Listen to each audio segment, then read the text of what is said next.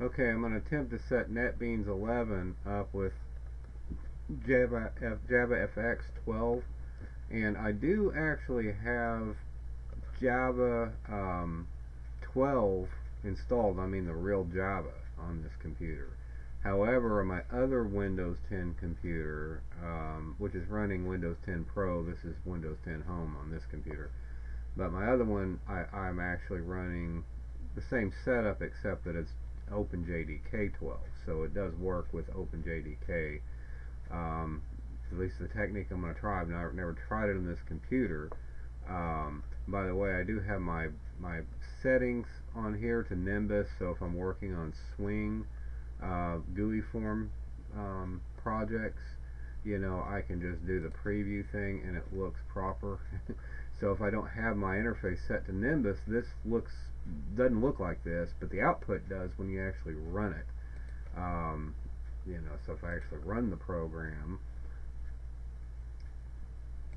it always looks like this no matter what. So,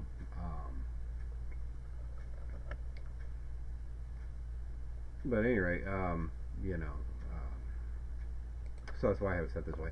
But yeah, the technique I'm going to use, is as described on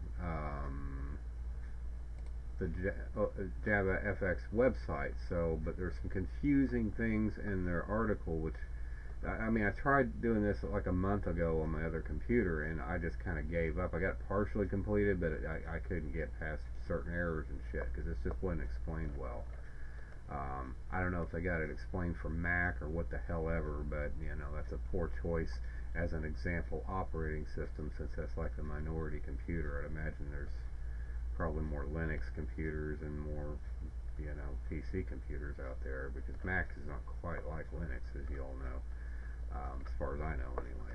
I wouldn't mind having one because I fucking hate Windows, but I still can't get over some of the pitfalls to Linux, but I'm trying.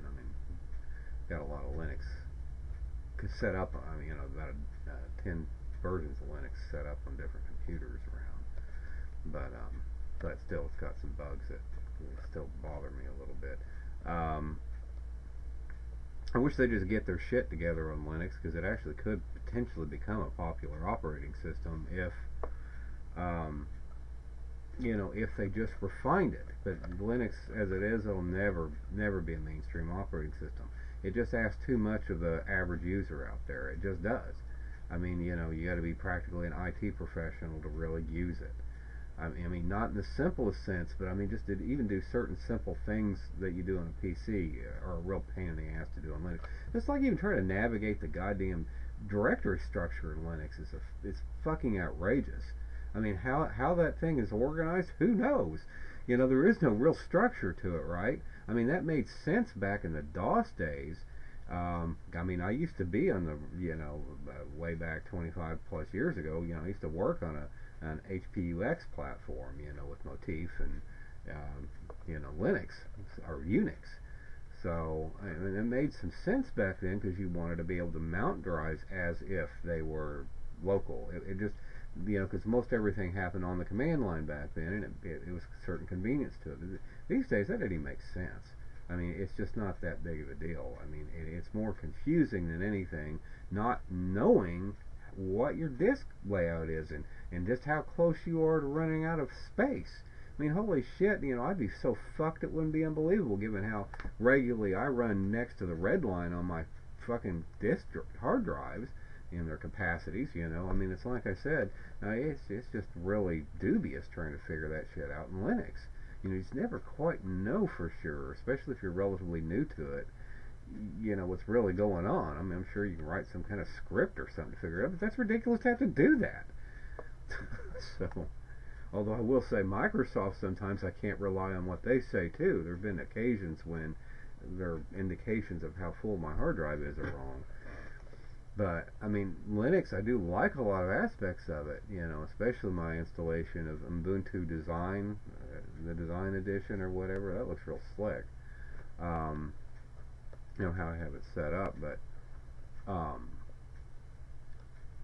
do like the variety and so forth, and that's really nice. But I just don't I just don't know about Linux being a mainstream operating system. They'd have to just get some of the, they'd have to get some of this turd polished. I'll put it to you that way before it ever be mainstream. And it sucks. I wish they would. You know, I wish they would, because I'd drop this bullshit in a heartbeat. You know, if I had a real, true alternative.